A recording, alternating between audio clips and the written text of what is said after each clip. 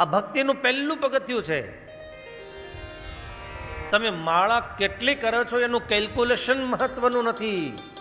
સદગુરુ મુક્ત મુનિ મુક્તાનંદ સ્વામીને સ્વામિનારાયણ ભગવાનનો પૂછેલો સભામાં પ્રશ્ન છે, સ્વામી કેટલી માળા કરો? તો બધાઈને એમ થયું સ્વામી 500 માળા કરતા હશે.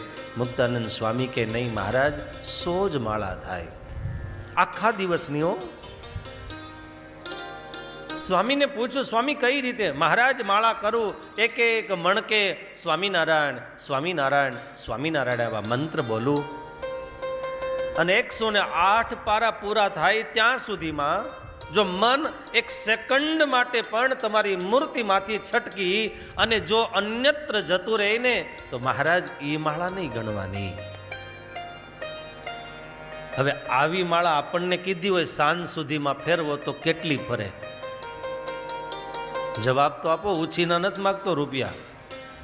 હે, એકેય માળા થાય?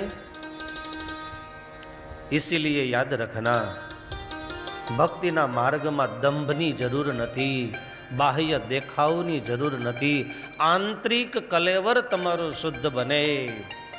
ઈશ્વર તમારી કાયા નહીં જોવે, તમારું કાળજું જોશે.